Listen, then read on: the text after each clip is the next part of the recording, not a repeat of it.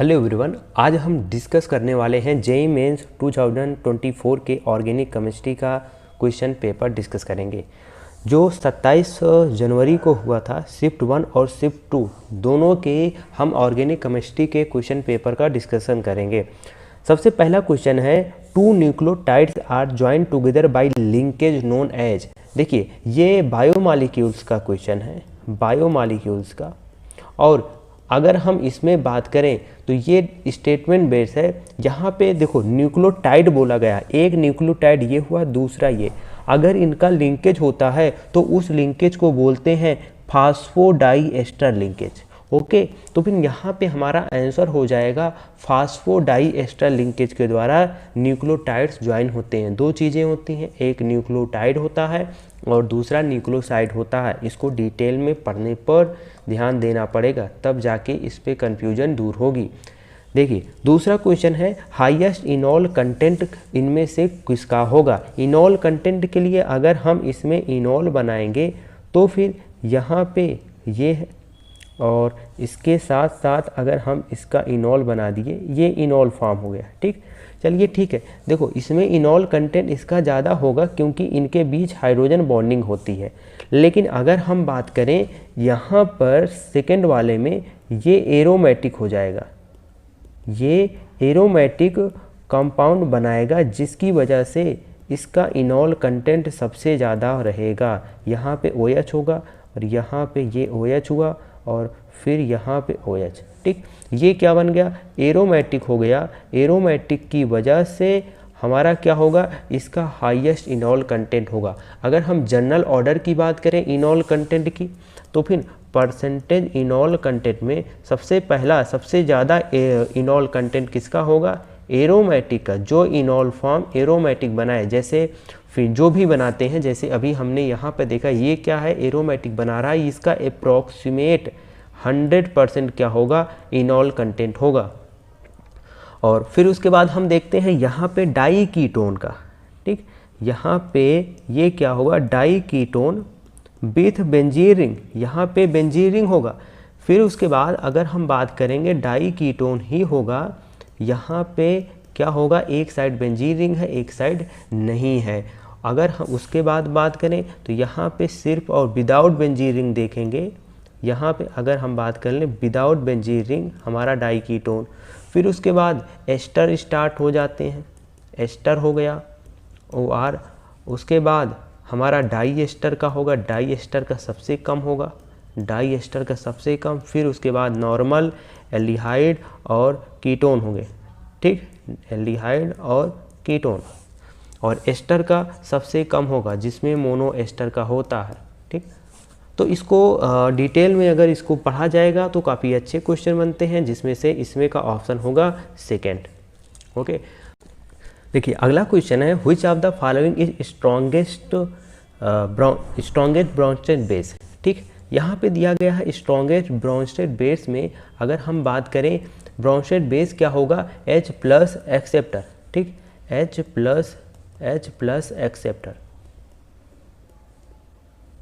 Acceptor.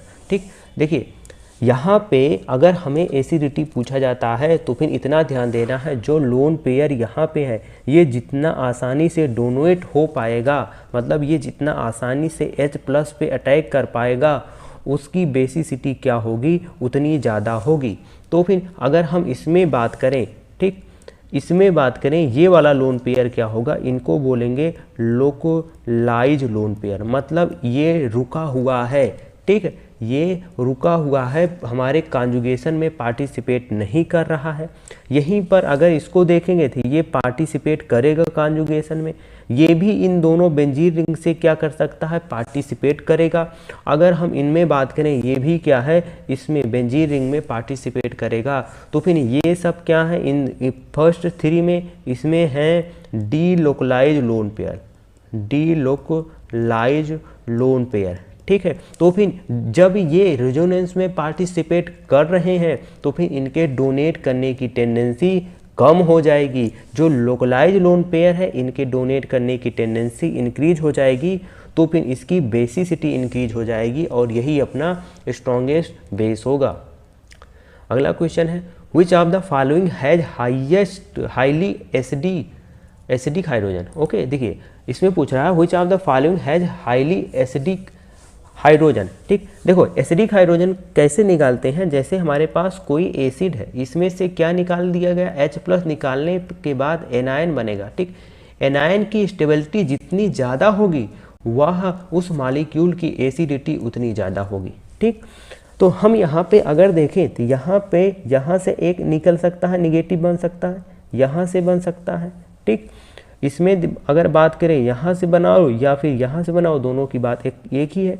अगर इसमें बात करें यहाँ से बन सकता है, लेकिन अगर यहाँ पे देखोगे इस वाले H को निकालोगे, ठीक, इस वाले H को निकालोगे तो यहाँ पे निगेटिव बना इस वाले H को। ठीक, यहाँ पे एक H है ना, दो H है, एक H को निकालो यहाँ निगेटिव बना, तो फिर ये हो गया। ठीक, अब देखो ये क्या कर सकता है, दोनों साइड रेजोनेंस कर सकता है। दोनों साइड जब इसका कॉन्जुगेशन होगा तो इसकी स्टेबिलिटी बढ़ जाएगी। तो जब ये स्टेबल हो गया, मतलब ये वाला एनायन जो बनाए थे हम वो स्टेबल हो रहा है, तो फिर ये मॉलिक्यूल क्या होगा, मोस्ट एसिडिक होगा और ये हाइड्रोजन की एसिडिटी क्या होगी, सबसे ज़्यादा होगी। तो फोर्थ ऑप्शन इसका होगा।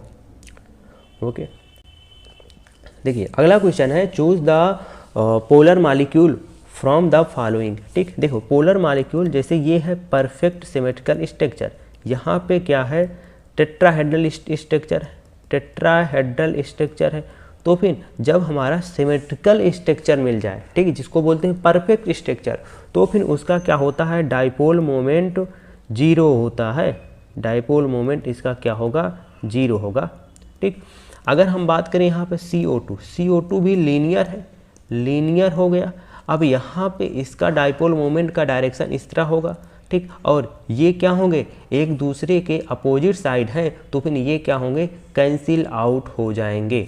ठीक, अगर हम अगली बात करें CH2 डबल बॉन्ड CH2, ये भी अपना सिमेट्रिकल ही है। ठीक, तो इसका भी क्या होगा, डाइपोल मोमेंट 0 होगा। ठीक, अगर हम बात करें CHCl3 देखिए इस तरह बनेगा, CHCl Cl Cl। ठीक, ये है CHCl3।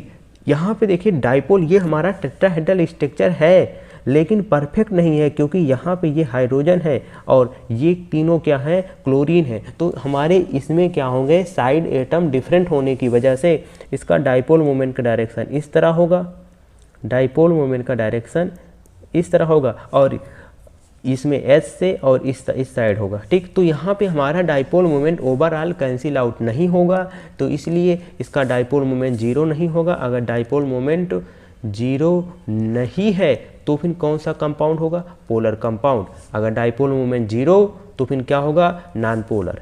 ठीक, अगर डाइपोल मोमेंट 0 है तो उन्होंने क्या बोलेंगे, वो कंपाउंड होगा नॉन पोलर कंपाउंड। ठीक, अगर डाइपोल मोमेंट 0 नहीं है तो वो कंपाउंड होते हैं। ओके, अगला क्वेश्चन है स्टेटमेंट बेस्ड क्वेश्चन है। तो सबसे पहला स्टेटमेंट है, ये बोल रहा है कि para nitrophenol is more acidic then Meta nitrophenol and ortho nitrophenol. ठीक है, इधर देखते हैं, ये है ये है आर्थो नाइट्रोफिनॉल। ठीक, ये है आर्थो, ठीक, ये है मेटा एंड ये है पैरा। ठीक, देखो यहाँ पे क्या होता है कि हम दो तरीके से निकाल सकते हैं। ठीक, हम H+ को डोनेट कराते हैं, जैसे हमारे पास एसिड है, यहाँ से H+ ये रिलीज करेगा और A नेगेटिव बनेगा एनायन। अब ये एनायन जितना ज़्यादा स्टेबल होगा उसकी एसिडिटी उतनी ज़्यादा होती है उस एसिड की। या फिर हम दूसरा तरीका ये कर सकते हैं कि जो एसिडिटी होती है वो क्या होती है, tendency to donate H+ ion. ठीक, एसिडिटी क्या है, acidity is tendency to donate H+ ion. जो हमारा एसिड H+ आयन को जितनी आसानी से डोनेट करेगा उसकी एसिडिटी उतनी ज़्यादा होगी। देखिए यहाँ पे क्या होगा, यहाँ पे क्या होता है, इनके बीच एक हाइड्रोजन बॉन्डिंग मिलती है जिसको बोलते हैं इंट्रामॉलिक्यूलर हाइड्रोजन बॉन्डिंग। इनके बीच क्या होगा, एक हाइड्रोजन बॉन्डिंग, इसके ऑक्सीजन के निगेटिव से नाइट्रोजन पे जो ऑक्सीजन उसके निगेटिव और इसके हाइड्रोजन के बीच, उसको बोलते हैं इंट्रामॉलिक्यूलर इंट्रामालिकुलर H बॉन्डिंग होगी। ठीक, अब देखो यहाँ पे क्या होगा, इसका -m लगेगा और -I, और पैरा पे क्या लगेगा, -m लगेगा और -I। मेटा पे क्या लगेगा, सिर्फ और सिर्फ -I। ठीक, मेटा पे हमारा जो भी हाइपर कॉन्जुगेशन होता है, मेसोमेरिक होता है, वो इफेक्टिव नहीं होता है। ठीक है, तो यहाँ पे देखो अगर इनकी बात करें, यहाँ तो हमारा -m लग रहा है और यहाँ पर भी -m डिस्टेंस डिपेंडिंग नहीं होता है। तो फिर जितनी पावर आर्थो पे -m की लग रही है उतनी ही पावर पैरा पर भी लगेगी। तो फिर किससे देखेंगे, इंडक्टिव से देखोगे। इंडक्टिव डिस्टेंस डिपेंडिंग होता है। जब डिस्टेंस डिपेंडिंग होता है तो इंडक्टिव की पावर सबसे पहले यहाँ पे है, इंडक्टिव की का डिस्टेंस यहाँ पे ये है। ठीक, तो फिर सबसे पहले कौन सा इंडक्टिव आ रहा है, आर्थो में, तो फिर इसकी इंडक्टिव की पावर ज़्यादा होगी। यहाँ पे एनायन जो बनेगा उसकी स्टेबिलिटी ज़्यादा होगी। लेकिन भाई एनायन कब बनेगा, जब H+ निकलेगा। लेकिन यहाँ पे हाइड्रोजन बॉन्डिंग होने की वजह से H+ डोनेट करने की टेंडेंसी कम हो जाती है, किससे, आर्थो से।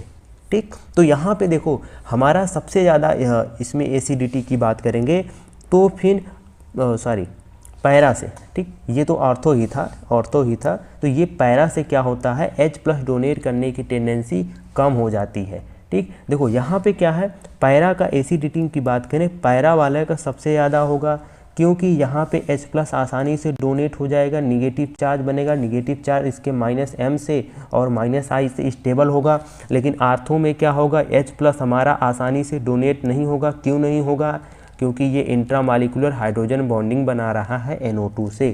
ठीक, तो फिर यहाँ पे सबसे ज़्यादा एसिडिटी पैरा का हो जाएगा, फिर आर्थो का होगा और सबसे कम किसका होगा, मेटा का। मेटा में सिर्फ और सिर्फ -I लग रहा है, इसलिए इसका क्या होगा, सबसे कम।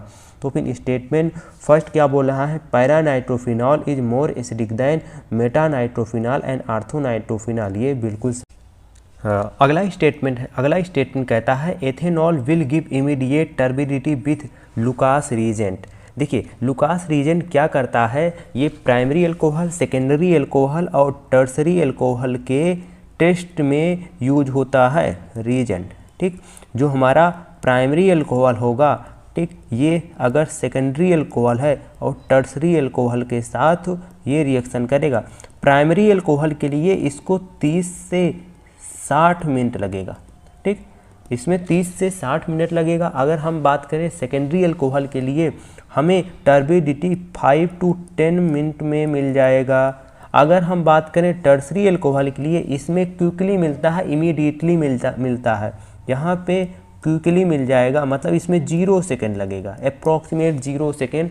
तो फिर सबसे ज़्यादा रेट किसके साथ है, टर्सरी के साथ, और फिर उसके बाद सेकेंडरी सबसे कम प्राइमरी के साथ। तो फिर यहाँ पे बोल रहा है, हमारा स्टेटमेंट क्या है कि ethanol will give immediate turbidity with Lucas reagent. Ethanol क्या है, एथेनॉल हमारा है CH3CH2OH। ठीक, ये क्या है, प्राइमरी अल्कोहल है। जब ये प्राइमरी अल्कोहल है तो फिर इमीडिएटली कैसे देगा, वो तो टर्सरी देता है। तो फिर ये क्या हो, इसमें टाइम लगेगा कितना, 30 to 60 मिनट लगेगा, मतलब इसकी रेट सबसे कम होगी।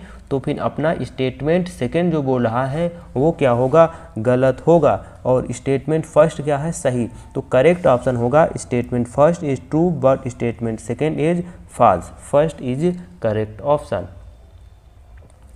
Next question is the ascending order of acidity of OH group in the following compounds. ठीक, जैसे यहाँ पे क्या है, ये ब्यूटेन है। ठीक, ब्यूटाइल इसको लिखेंगे हम।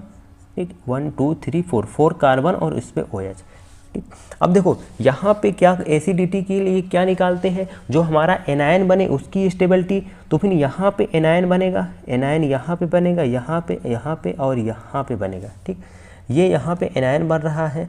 ठीक है, अभी देखो यहाँ पे अगर इसमें हम देखें एनायन की स्टेबिलिटी, तो यहाँ पे -m लगेगा इसका, ओके, और -I लगाएगा, ये -m लगाएगा और -I, ओके।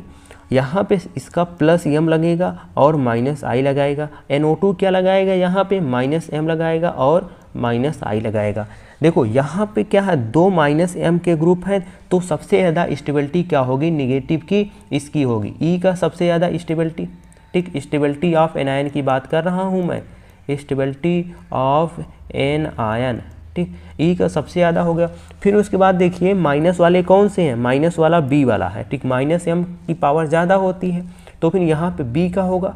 ओके, फिर उसके बाद देखो यहाँ पे क्या है, ये क्या करेगा, +m है, +m क्या करेगा, निगेटिव चार्ज की स्टेबिलिटी को डिक्रीज करेगा।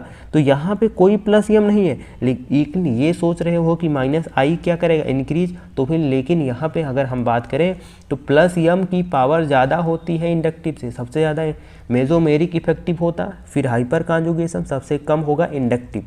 तो फिर यहाँ पे मेसोमेरिक डोमिनेट हमारा होगा। ठीक, तो फिर हमारा क्या हो जाएगा, डी हो जाएगा, क्योंकि ये तो डी स्टेबलाइज कर रहा है, तो फिर ये क्या है, अपना नॉर्मल है। ठीक है, ये यहाँ से डी स्टेबलाइज हो रहा है।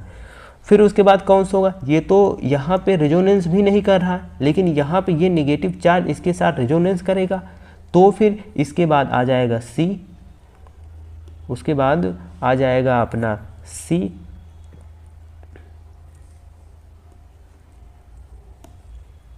सी एंड सबसे कम होगा ए। तो फिर ये क्या है, स्टेबिलिटी ऑर्डर, एनायन की स्टेबिलिटी जितना तो एसिडिटी भी ऑर्डर हो जाएगी वही, ई बी डी सी ए, और ये कौन सा ऑर्डर है, एसिडिटी ऑर्डर।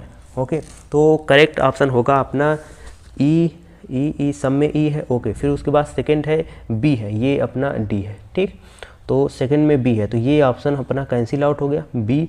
फिर उसके बाद कौन सा है, डी है, तो डी ये ऑप्शन कैंसिल आउट हो गया। फिर उसके बाद कौन सा है, सी है, तो ये सी हुआ, तो ये ऑप्शन कैंसिल आउट, तो अपना ऑप्शन होगा fourth option is a correct option. Next is cyclohexane is, हमें हेक्सीन इज, हमें साइक्लोहेक्सीन दी गई है, ये किस टाइप का ऑर्गेनिक कंपाउंड है। ठीक, देखो हमारे ऑर्गेनिक कंपाउंड में अगर हम बात करें, एक साइक्लिक होता है, एक हमारा ओपन चेन होता है। ठीक, यहाँ पे अगर हम बात करें क्लासिफिकेशन में, ठीक, एक यहाँ पे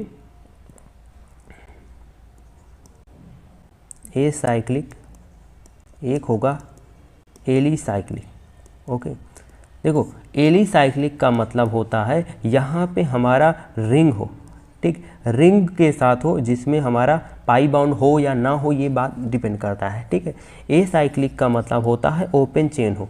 ठीक, एली साइक्लिक में अगर हम बात करें, ये बेंजेनॉइड एरोमेटिक है, बिल्कुल नहीं, इसमें कोई बेंजीन रिंग है नहीं। बेंजेनॉइड एरोमेटिक में बेंजीन रिंग होना चाहिए, एरोमेटिक होना चाहिए। ये बेंजेनॉइड नॉन एरोमेटिक है, नहीं, बिल्कुल नहीं, ये नॉन एरोमेटिक नहीं कहलाएगा। क्योंकि नहीं कहलाएगा, क्योंकि यहाँ पे हमारा बेंजीन रिंग कोई नहीं है। ओके, हम इसको बेंजीन रिंग नहीं करेंगे। ठीक, ये ए साइक्लिक है, ए साइक्लिक का मतलब होता है ओपन चेन, एली साइक्लिक का मतलब होगा साइक्लिक। ओके, तो फिर ये साइक्लिक की कंडीशन में जाएगा, तो फिर यहाँ पे हमारा करेक्ट ऑप्शन होगा फोर्थ, जो एली साइक्लिक के बारे में बताएगा। ठीक, ये अपना फोर्थ ऑप्शन है। ये IUPAC का जनरल ऑर्गेनिक केमिस्ट्री का है, PAC का। Next question is IUPAC name of the following compound. देखो यहाँ पे हमें P कंपाउंड दे दिया है, तो हम सबसे पहले नंबरिंग कहाँ से करेंगे, इसको देखते हैं। नंबरिंग हम वहाँ से करेंगे जहाँ पर नंबर ऑफ सब्स्टिट्यूएंट मैक्सिमम मिले। तो यहाँ पे सबसे पहले अगर हम नंबरिंग इसको करते हैं 1 2 3 4 5 एंड 6, तो फिर 1 पे क्या मिला, इधर हमें 2 सब्स्टिट्यूएंट मिल गए, क्या, मिथाइल, और 3 पे क्या होगा, इथाइल। लेकिन नंबरिंग सबसे पहले कहाँ से करेंगे, जो हमारा अल्फ़ाबेटिकली आएगा पहले, इथाइल पहले आता है, मिथाइल बाद में आता है, तो सबसे पहले हम इथाइल करेंगे, 3 इथाइल, और 1 पे क्या है, 2 मिथाइल है, तो फिर 1,1 di methyl, 3 ethyl 1,1 di methyl, और साइक्लिक है तो यहाँ पे लगाएंगे साइक्लोहेक्सेन। ओके, ये अपना नेमिंग होगा। तो फिर यहाँ पे 3,1,1 डाई इथाइल साइक्लोहेक्सेन, ये अपना सेकेंड ऑप्शन हो जाएगा। नेक्स्ट क्वेश्चन है the correct statement regarding nucleophilic substitution reaction in A chiral alkyl halide. इसमें इतना ध्यान देना कि जो हमारा SN1 होता है, SN1, ओके, इसमें क्या होता है, अगर हमारा एल्किल हाइलाइड क्या हो, कायरल हो, ठीक, अगर कोई एल्किल हाइलाइड है वह कायरल है, ओके, ये सबके सब डिफरेंट है, ठीक। तो फिर इनमें क्या बनता है, इंटरमीडिएट क्या बनता है, कार्बोकेटायन, कार्बोकेटायन बनता है, ठीक। जब कार्बोकेटायन इंटरमीडिएट बनता है तो फिर उसमें रेशमिक प्रोडक्ट बनते हैं, रेशमिक प्रोडक्ट बनते हैं, और इसका मतलब है रेशमाइजेशन अकर्स किस में होगा, SN1 में। अगर हम बात करें SN2 में, यहाँ पे इंटरमीडिएट कार्बोकेटायन नहीं बनता है, तो इसमें क्या होता है, इन्वर्जन होता है, 100% इसमें इन्वर्जन होता है। तो फिर हमारा इसमें हो जाएगा SN1 में क्या होगा, रेशमिक होगा। पहला ऑप्शन क्या है, retention occurs in SN1, SN1 में रिटेंशन भी बनता है, इन्वर्जन भी बनता है, मतलब दोनों प्रोडक्ट बनेंगे रेशमिक प्रोडक्ट। और इन्वर्जन प्रोडक्ट इन अकर्स, इसका inversion product occurs in SN2, ये तो सही है, लेकिन रिटेंशन ही नहीं होता है, उसमें रेशमिक होगा, ये गलत।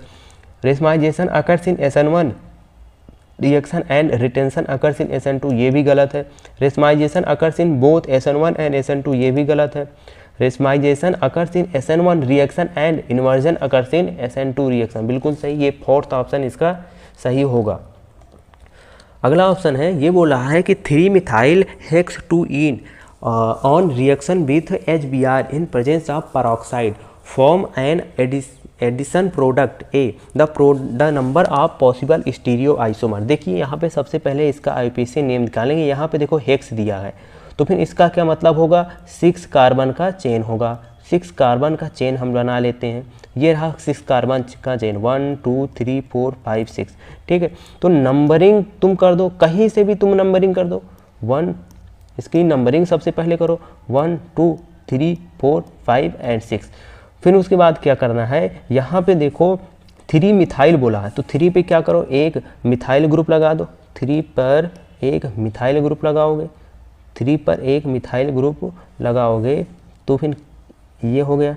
और फिर उसके बाद क्या बोल रहा है, 2 हेक्सीन, 2 पे क्या है, एक एल्कीन है, इसकी रिएक्शन किससे करा रहा हो, HBr और क्या है इसके साथ, पर ऑक्साइड, HBr और पर ऑक्साइड। ये कौन सा प्रोडक्ट बनाएगा, एंटी मार्कोनिका प्रोडक्ट, एंटी मार्कोनिकॉफ्स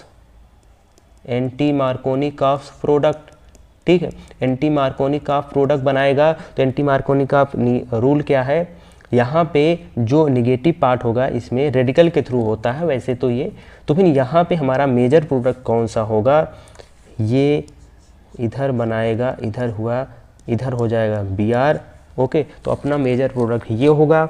और यहाँ पे देखो कितने कायरल सेंटर हैं, ये कायरल सेंटर, ये कायरल सेंटर। जब हमारे पास 2 कायरल सेंटर हैं, ठीक है, 2 कायरल सेंटर हैं, और इसमें प्लेन ऑफ सिमेट्री प्रेजेंट है, नहीं है। जब 2 कायरल सेंटर है तो अब प्लेन ऑफ सिमेट्री नहीं प्रेजेंट है, नंबर ऑफ प्रोडक्ट या नंबर ऑफ स्टीरियो आइसोमर वो होता है 2 की पावर n।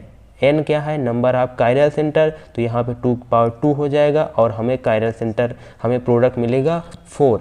और वैसे भी देख सकते हो, इसका एक फॉर्म R होगा और इसका एक फॉर्म S, इसका एक फॉर्म R, इसका एक फॉर्म S, तो फिर इसमें हमें टोटल कितने मिलेंगे, 4 प्रोडक्ट मिलेंगे। तो अपना इसमें न्यूमेरिकल टाइप का था, तो इसमें क्या हो जाएगा, 4। अगला क्वेश्चन है, among the given organic compound the total number of aromatic compound is, इसमें पूछ रहा है total number of aromatic compound. देखिए यहाँ पे ये क्या है, sp3 है, sp3 हो गया तो नॉन प्लेनर हो गया, नॉन प्लेनर हो गया तो फिर क्या हो जाएगा, नॉन एरोमेटिक हो जाएगा, ठीक। इधर देखो ये क्या है, एरोमेटिक है, ठीक। देखो ये वाली रिंग एरोमेटिक नहीं है, लेकिन ये वाली रिंग है। जब कोई किसी कंपाउंड में एक रिंग क्या हो जाए एरोमेटिक, तो फिर वो पूरे कंपाउंड को क्या बोल देंगे, एरोमेटिक ही बोलेंगे, ठीक। ये हमारा एरोमेटिक मिला, एक मिला, ठीक है। देखो यहाँ पे क्या है, ये निगेटिव है, निगेटिव है तो इसमें देखो कितने पाई इलेक्ट्रॉन हैं, 2 इधर मिले, 2 2 4 2 6 7 8 9 10, इसमें 10 पाई इलेक्ट्रॉन है। इसमें हकल्स रूल अप्लाई करो, 4n + 2 = 10 हुआ, 4n = कितना होगा 8, n = 2 हो गया, ठीक। तो फिर अगर n = क्या है 0 1 2 3, ठीक, तो फिर क्या होता है, एरोमेटिक होता है, तब क्या होता है, एरोमेटिक होता। अगर n की वैल्यू क्या आता, 1/2, 3/2, 3/2, या फिर इसको बोलते हैं फ्रैक्शन, 3/2, या फ्रैक्शन में कोई भी फ्रैक्शन आ सकता है, ये फ्रैक्शन में आता है, तब क्या होता है, एंटी एरोमेटिक होता, एंटी एरोमेटिक होता। लेकिन ये फ्रैक्शन वैल्यू नहीं है, 2 क्या है हमारा, एरोमेटिक हो जाएगा, फिर ये हो जाएगा एरोमेटिक।